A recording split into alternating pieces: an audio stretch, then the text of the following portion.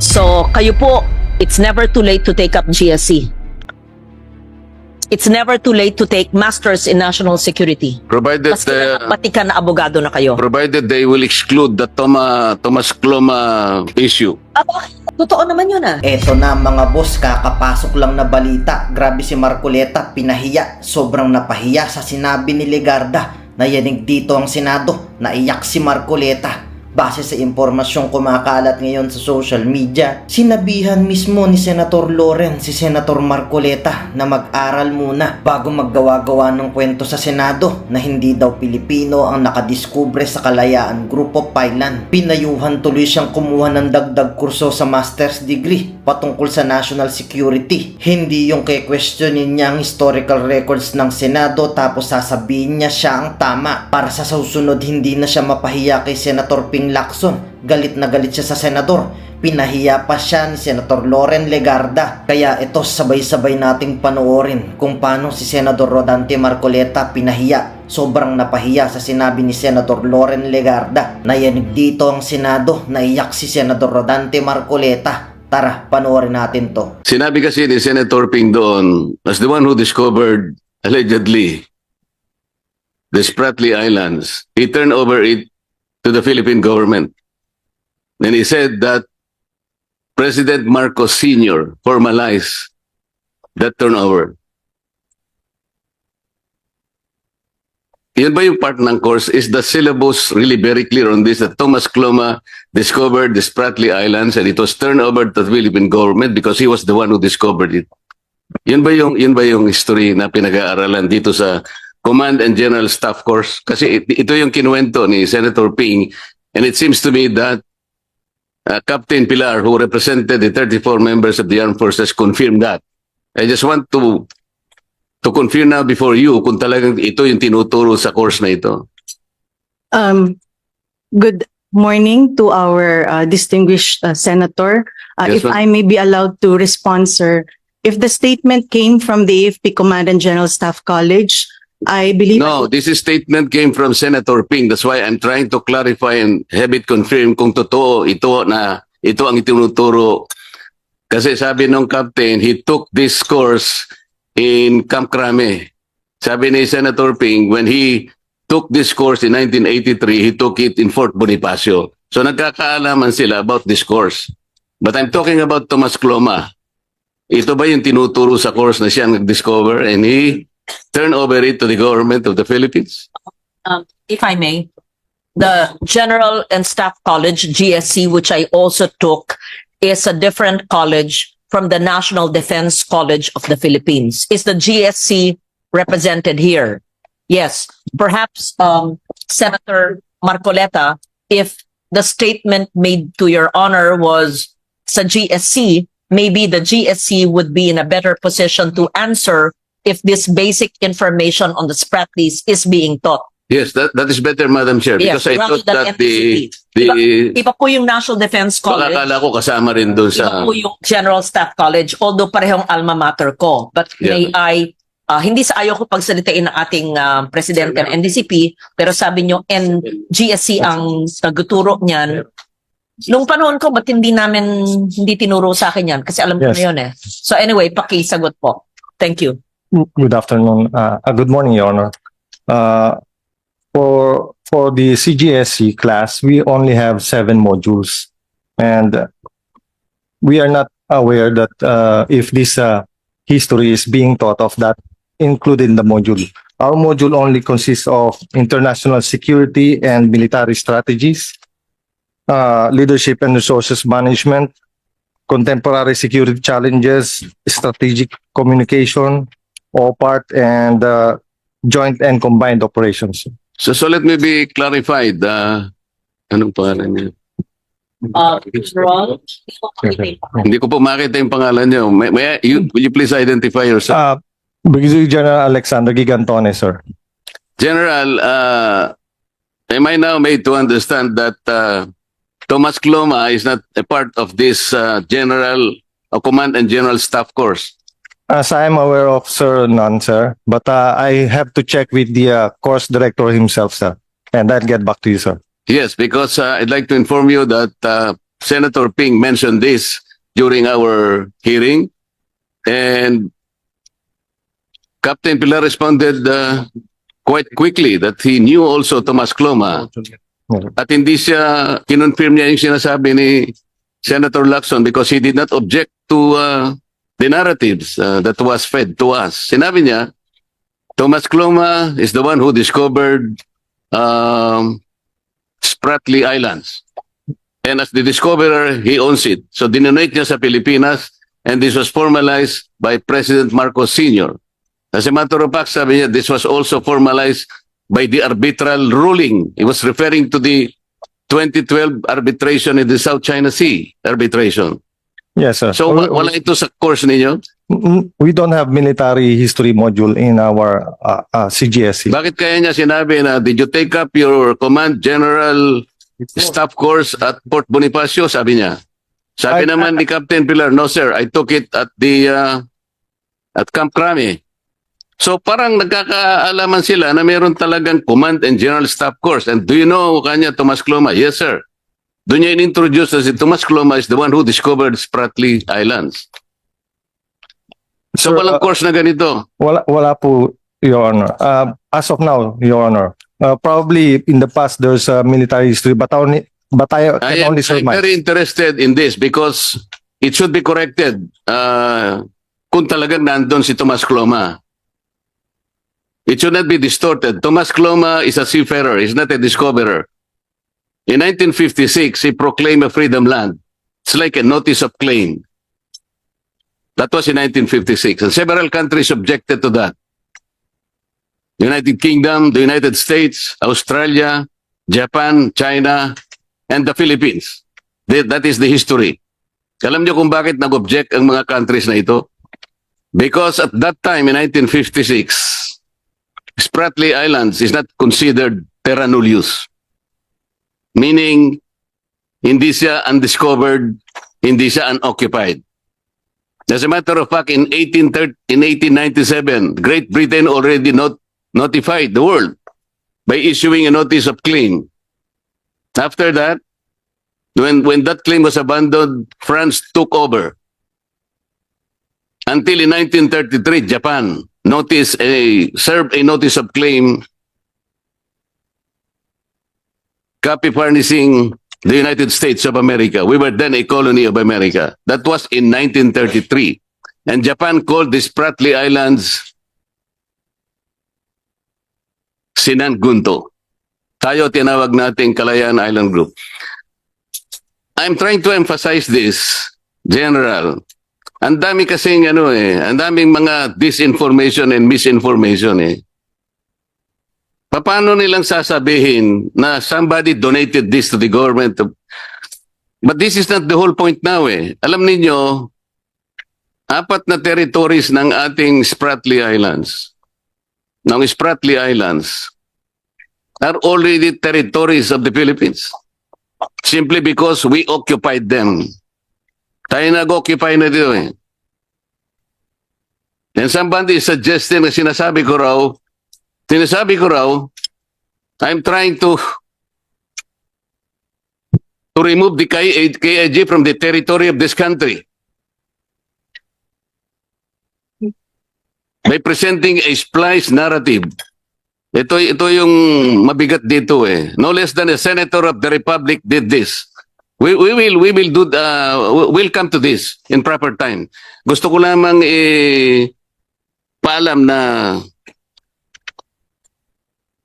alam niyo si Tomas Cloma was mentioned in the arbitral award only in pages 250 and 251. Sinasabi ng tribunal, a certain Filipino and his associates had some activities in this Spratly, sabi niya. Yun lang, na-mention. Doon lang siya na-mention. And parang nagkataon lang na nakarating sa Ito Aba and nagkaroon lang ng konti sigurong kung ano-anong pinagagawa nila doon. That was the only time that this Tomas Cloma was mentioned in the arbitration tribunal. So baka po tinuturo sa Command and General Staff course. Your Honor, as I said, sir, we only have modules not including the history, Your Honor. So yung pinagsasabi ni Senator Ping are all distortions. I have to find out, Your Honor. It's borne out by our TSN. May transcript po kami. Probably in the old CGSC classes in the 80s or 90s, Your Honor, there's a part of history, but I can only surmise on that, Your Honor. So, sinasabi ko lang po, ako kailanman hindi ko sinabi, I'm trying to remove the KIG from the territory of this country. I never, not even a suggestion. Alam po ninyo, I was misquoted several times here. When we were meeting at the CA, I was only trying to emphasize two things. The difficulty of plotting the West Philippine Sea because of several obstacles. There are 3 articles of the UNCLOS that will be contradicted if we will encircle West Philippine Sea with the KIG. Pero hindi ko po problema yon. Problema na ng NAMRIA kung paano natin gagawin. I hope we can help NAMRIA plot the map of the West Philippine Sea in our lifetime. Pero hindi ko kailanman sinadjust. Sinabi ko lang, napakahirap talaga kako. Alam mo, after 14 years, you may want to look back at Administrative Order number 29, which was issued by President Pinoy in 2012. At that time, he already instructed the NAMRIA and the Department of Foreign Affairs to prepare the necessary maps and charts with coordinates and submit them to the United Nations and notify all relevant international organizations, including the International Hydrographics Organization, for the purpose of plotting a West Philippine Sea map as the western side of our country.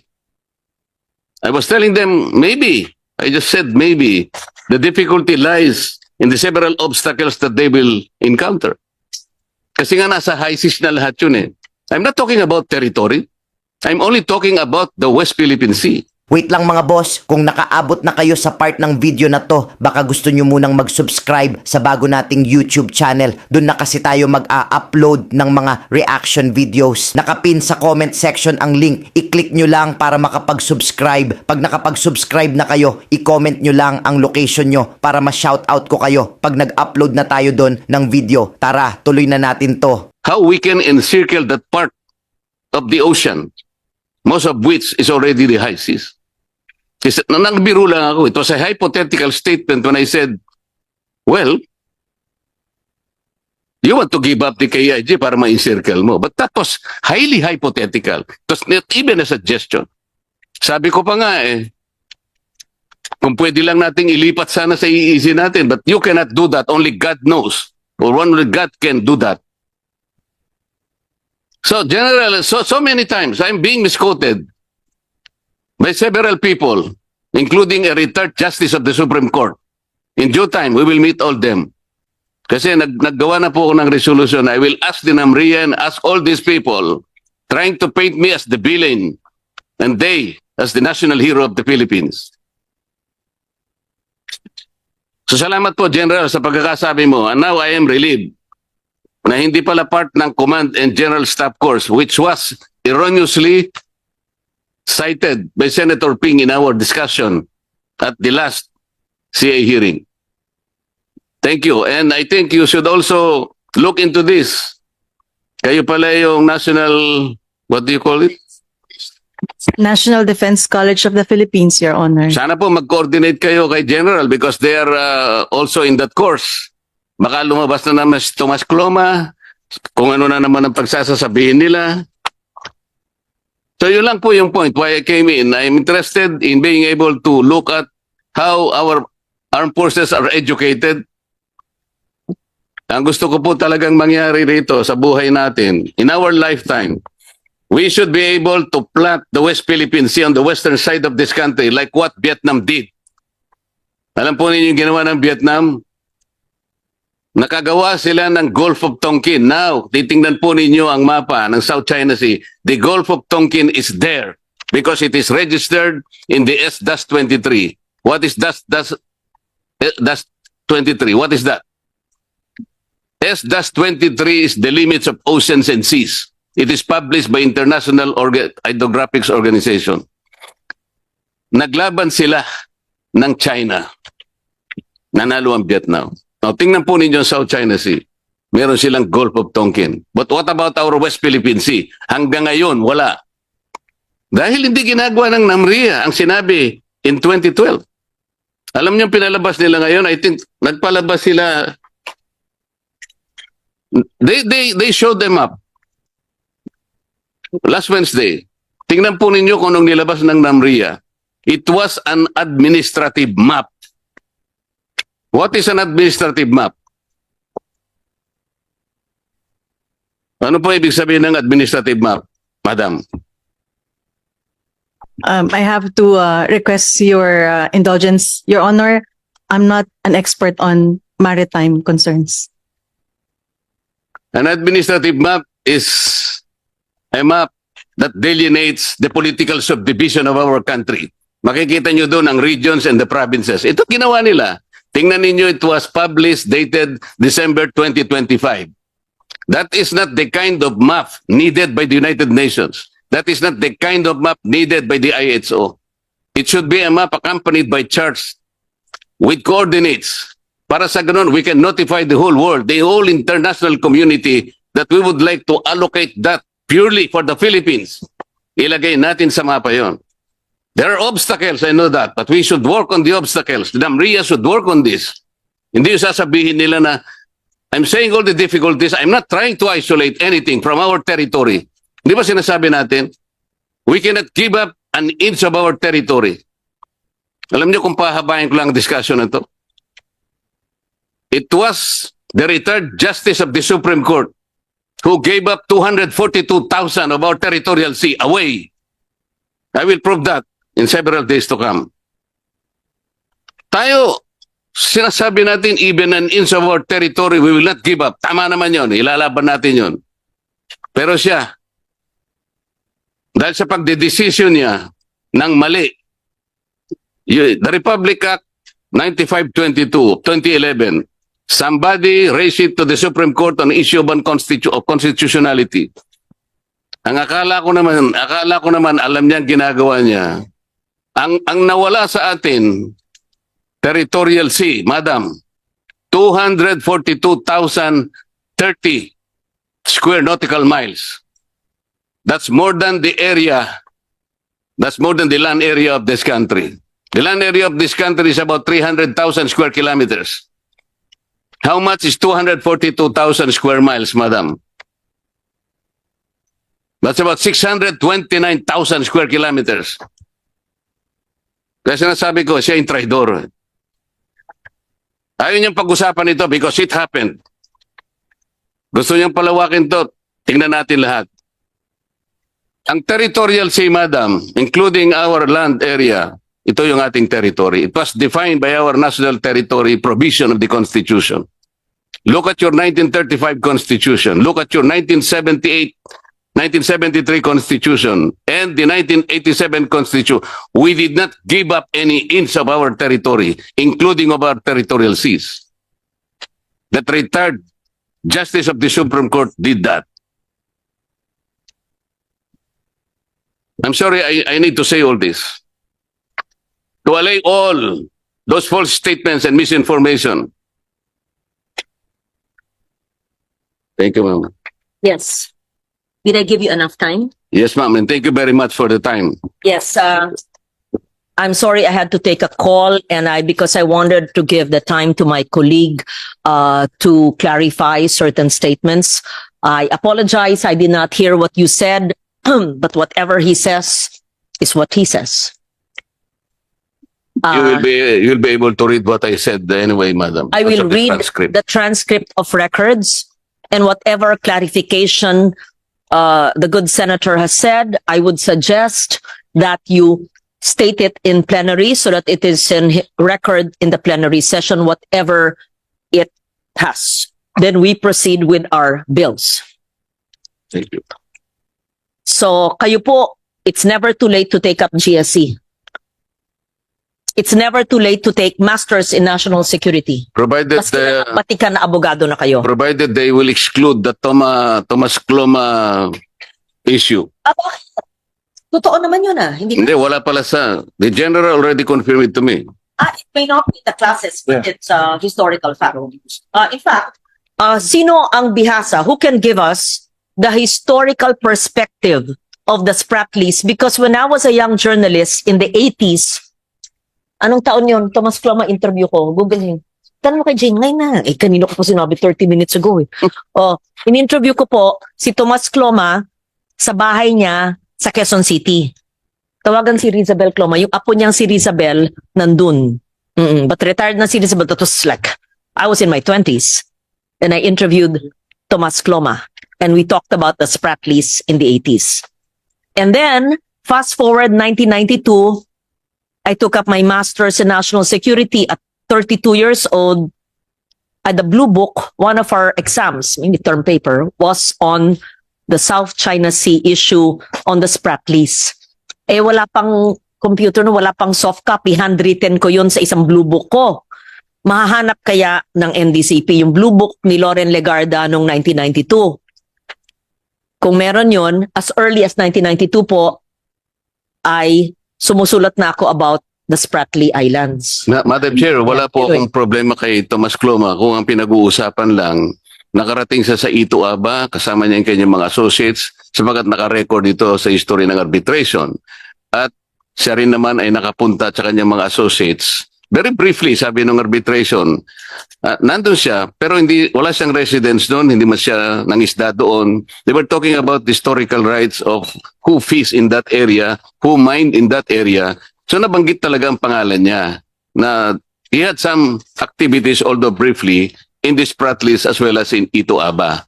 Yun ay hindi natin pwedeng alisin sa history. Ngunit, kung itinuturo po nila na Thomas Cloma ay siyang nag-discover ng Spratlys, ang dami pong bansa ang talagang nag-object. Kaya baka mamamali po yung mga estudyante na magte-take up ng course na yan. At lalong-lalo naman, hindi niya i-donate because paano niya po i-donate? On record po ito, the Philippines is one of those countries who objected kasi nga hindi siya terra nullius eh. Meaning to say, there are a lot of discoveries already prior to 1956 when he declared a freedom land. Yun lang po ang part na dapat wag nating susundin dahil mali yun. Lalong-lalo naman na sinabing dinonate. At yan daw ay formalized sa Presidential Decree 1596. Maling-mali po yun. Kahit basahin po ninyo yung PD 1596, wala pong sinasabi tungkol kay Thomas Cloma. E yun po yung lang gusto kong burahin natin. Pag-aari po natin yung occupied territories natin, not because they were discovered or donated by Thomas Cloma. Pag-aari natin simply because nandun ang mga tao natin and we have effective control. Under public international law, kung sino merong effective control, siya yung may-ari. That's the status now. So wag nating sasangkot si Thomas Cloma sa mga bagay na hindi tama para sa kanya. So yun lang pong i-correct natin. Let us cleanse the part of that course na pinalalabas na discoverer siya at dinonate na at pinormalize ni President Marcos in his presidential decree. That was all wrong. That is historical distortion. I think that is very, very clear, General. Thank you po. So, nakikinig. Hindi. Pasensya na po. Oh. 1991 po, nakilala ko si Thomas Cloma. Oo, 1991 pala. Sige. Nakinig po ako. Sige, then I'll have a transcript. Have you clarified? You want to read something to record?